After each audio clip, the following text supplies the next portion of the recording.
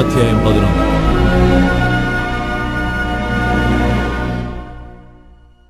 ശലോമോൻ രാജാവ് ഫറവോന്റെ മകളെ കൂടാതെ മോവാബ്യർ, അമ്മോന്യർ, ഏദോമ്യർ, സീദോന്യർ എന്നിങ്ങനെ അന്യജാതിക്കാരികളായ അനേക സ്ത്രീകളെയും സ്നേഹിച്ചു. നിങ്ങൾക്ക് അവരോട് കൂടിക്കലർച്ചയരുത്, അവർക്ക് നിങ്ങളോട് കൂടിക്കലർച്ചയരുത്. അവർ നിങ്ങളുടെ ഹൃദയത്തെ തങ്ങളുടെ ദേവന്മാരിലേക്ക് വശീകരിച്ച് കളയുമെന്ന് യഹോവ ഇസ്രായേൽ മക്കളോട് അരുളി ചെയ്ത അന്യജാതികളിൽ നിന്നുള്ളവരെ തന്നെ അവരോട് ശലോമോൻ സ്നേഹത്താൽ പറ്റിച്ചേർന്നിരുന്നു. അവന് 700 കുലീന ഭക്തികളും 300 വെപ്പാട്ടികളും ഉണ്ടായിരുന്നു. അവന്റെ ഭാര്യമാർ അവന്റെ ഹൃദയത്തെ വശീകരിച്ചു കളഞ്ഞു. എങ്ങനെയെന്നാൽ ശലോമോൻ വയോധികനായപ്പോൾ ഭാര്യമാർ അവന്റെ ഹൃദയത്തെ അന്യദേവന്മാരിലേക്ക് വശീകരിച്ചു. അവന്റെ ഹൃദയം അവന്റെ അപ്പനായ ദാവീദിന്റെ ഹൃദയം പോലെ തന്നെ ദൈവമായ യഹോവയെങ്കിൽ ഏകാഗ്രമായിരുന്നില്ല.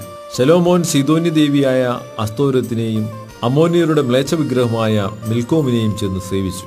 തന്റെ അപ്പനായ ദാവീദിനെ പോലെ യഹോവയെ പൂർണ്ണമായി അനുസരിക്കാതെ ശലോമോൻ യഹോവയ്ക്ക് അനിഷ്ടമായുള്ളത് ചെയ്തു. അന്ന് ശലോമോൻ യെരുശലേമിനെതിരെയുള്ള മലയിൽ മോവാബിയരുടെ മ്ലേച്ഛ വിഗ്രഹമായ കേമോശിനും അമ്മോന്യരുടെ മ്ലേച്ഛ വിഗ്രഹമായ മോലേക്കിനും ഓരോ പൂജാഗിരി പണിതു. തങ്ങളുടെ ദേവന്മാർക്ക് ധൂപം കാട്ടിയും ബലി കഴിച്ചും പോന്ന അന്യജാതിക്കാരികളായ സകല ഭാര്യമാർക്കും വേണ്ടി അവൻ അങ്ങനെ ചെയ്തു. തനിക്ക് 2 പ്രാവശ്യം പ്രത്യക്ഷനാകുകയും അന്യദേവന്മാരെ ചെന്ന് സേവിക്കരുതെന്ന കാര്യത്തെക്കുറിച്ച് തന്നോട് കൽപ്പിക്കുകയും ചെയ്തിരുന്ന ഇസ്രായേലിന്റെ ദൈവമായ യഹോവയെ വിട്ട് ശലോമോൻ തന്റെ ഹൃദയം തിരിക്കുകയും യഹോവ കൽപ്പിച്ചത് പ്രമാണിക്കാതെ ഇരിക്കുകയും ചെയ്യുകൊണ്ട് യഹോവ അവനോട് കോപിച്ചു.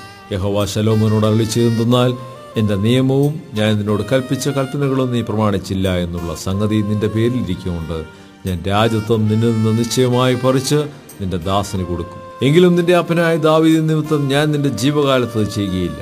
എന്നാൽ നിന്റെ മകന്റെ കയ്യിൽ നിന്ന് അതിനെ പറിച്ചു കളയും. എങ്കിലും രാജത്വം മുഴുവനും പറിച്ചു കളയാതെ എന്റെ ദാസനായ ദാവീദ് നിമിത്തവും ഞാൻ തിരഞ്ഞെടുത്ത യെരുശലേമിൻ നിമിത്തവും ഒരു ഗോത്രത്തെ ഞാൻ നിന്റെ മകന് കൊടുക്കും. യഹോവ ഏദോമിനായ ഹദദ് എന്ന ഒരു പ്രതിയോഗിയെ ശലോമോന്റെ നേരെ എഴുന്നേൽപ്പിച്ചു. അവൻ ഏദോം രാജസന്തതിയിലുള്ളവൻ ആയിരുന്നു. രാജാവ് ഏദോമിനെ നിഗ്രഹിച്ച കാലത്ത് സേനാധിപതിയായ യോവാബ് പട്ടുപോയവരെ അടക്കം ചെയ്യുവാൻ ചെന്ന് ഏദോമിലെ പുരുഷപ്രജയൊക്കെ നിഗ്രഹിച്ചപ്പോൾ ഏദോമിലെ പുരുഷപ്രജയൊക്കെ നിഗ്രഹിക്കുവോളം യോവാബും എല്ലാ ഇസ്രായേലും അവിടെ 6 മാസം പാർത്തിരുന്നു. ഹദദ് എന്നവൻ തന്റെ അപ്പന്റെ ഭൃത്യന്മാരിൽ ചില ഏദോമ്യരുമായി മിസ്രൈമിലേക്ക് ഓടിപ്പോയി. ഹദദ് അന്ന് പൈതലായിരുന്നു. അവർ മിദ്യാമിൽ നിന്ന് പുറപ്പെട്ട് പാറാനിലെത്തി. പാറാനിൽ നിന്ന് ആളുകളെയും കൂട്ടിക്കൊണ്ട് മിസ്രൈം രാജാവായ ഫറവോന്റെ അടുക്കൽ ചെന്നു.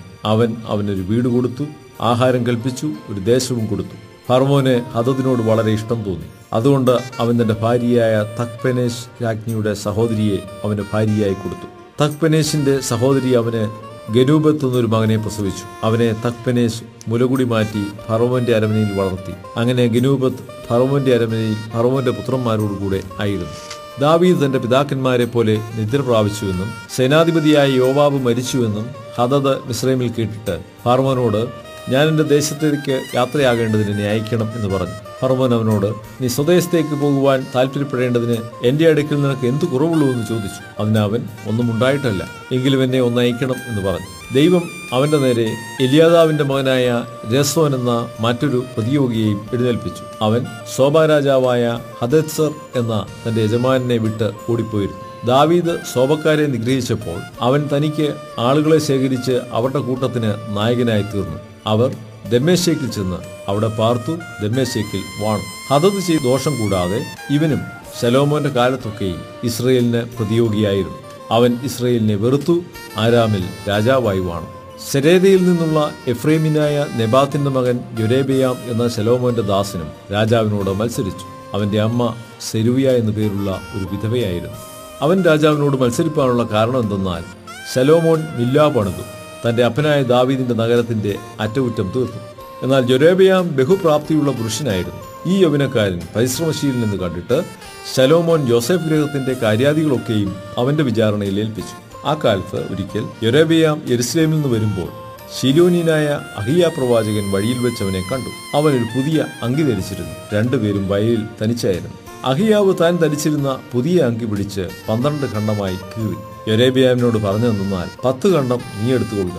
ഇസ്രായേലിന്റെ ദൈവമായ യഹോവ ഇപ്രകാരം അരുളി ചെയ്യുന്നു, ഇതാ ഞാൻ രാജത്വം ശലോമോന്റെ കയ്യിൽ നിന്ന് പറിച്ചു കീറി 10 ഗോത്രം നിനക്ക് തരുന്നു. എന്നാൽ എന്റെ ദാസനായ ദാവീദ് നിമിത്തവും ഞാൻ എല്ലാ ഇസ്രായേൽ ഗോത്രങ്ങളിൽ നിന്നും തിരഞ്ഞെടുത്ത യെരുശലേം നഗര നിമിത്തവും ഒരു ഗോത്രം അവനിരിക്കും. അവർ എന്നെ ഉപേക്ഷിച്ചു സീദോന്യ ദേവിയായ അസ്തരോത്തിനെയും മോവാബി ദേവനായ കേമോശിനെയും അമ്മോന്യ ദേവനായ മിൽക്കോമിനെയും നമസ്കരിക്കുകയും അവന്റെ അപ്പനായ ദാവീദ് എന്നപോലെ എനിക്ക് പ്രസാദമായുള്ളത് ചെയ്യുവാനും എന്റെ ചട്ടങ്ങളും വിധികളും പ്രമാണിപ്പാനും അവർ എന്റെ വഴികളിൽ നടക്കാതെയിരിക്കുകയും ചെയ്തതുകൊണ്ട് തന്നെ. എന്നാൽ രാജ്യത്വം മുഴുവനും ഞാൻ അവന്റെ കയ്യിൽ നിന്ന് എടുക്കുകയില്ല. ഞാൻ തിരഞ്ഞെടുത്തവനും എന്റെ കൽപ്പനകളെയും ചട്ടങ്ങളെയും പ്രമാണിച്ചവനുമായ എന്റെ ദാസൻ ദാവീദ് നിമിത്തം ഞാൻ അവനെ അവന്റെ ജീവകാലത്തൊക്കെയും പ്രഭുവായി വെച്ചേക്കും. എങ്കിലും അവന്റെ മകന്റെ കയ്യിൽ നിന്ന് ഞാൻ രാജ്യത്വം എടുത്ത് നിനക്ക് തരും, 10 ഗോത്രങ്ങളെ തന്നെ. എന്റെ നാമം സ്ഥാപിക്കേണ്ടതിന് ഞാൻ തിരഞ്ഞെടുത്ത യെരൂശലേം നഗരത്തിൽ എന്റെ മുമ്പാകെ എന്റെ ദാസനായ ദാവീദിന് എന്നേക്കും ഒരു ദീപം ഉണ്ടായിരിക്കത്തക്കവണ്ണം ഞാൻ അവന്റെ മകന് ഒരു ഗോത്രത്തെ കൊടുക്കും. നീയോ നിന്റെ ഇഷ്ടം പോലെയൊക്കെയും വാണ് ഇസ്രായേലിന്റെ രാജാവായിരിക്കേണ്ടതിന് ഞാൻ നിന്നെ എടുത്തിരിക്കും. ഞാൻ നിന്നോട് കൽപ്പിക്കുന്നതൊക്കെയും നീ കേട്ട് എന്റെ വഴികളിൽ നടന്ന് എന്റെ ദാസനായ ദാവീദ് ചെയ്തതുപോലെ എന്റെ ചട്ടങ്ങളും കൽപ്പനകളും പ്രമാണിച്ചുകൊണ്ട് എനിക്ക് പ്രസാദമായുള്ളത് ചെയ്താൽ ഞാൻ നിന്നോട് കൂടിയിരിക്കും. ഞാൻ ദാവീദിന് പണിതതുപോലെ നിനക്ക് സ്ഥിരമായ ഒരു ഗൃഹം പണിത് ഇസ്രായേലിനെ നിനക്ക് തരും. ദാവീദിന്റെ സന്തതിയോ ഞാനിത് നിമിത്തം താഴ്ത്തും, സദാകാലത്തേക്കല്ലതാൻ. അതുകൊണ്ട് ശലോമോൻ യൊരോബെയാമിനെ കൊല്ലുവാൻ അന്വേഷിച്ചു.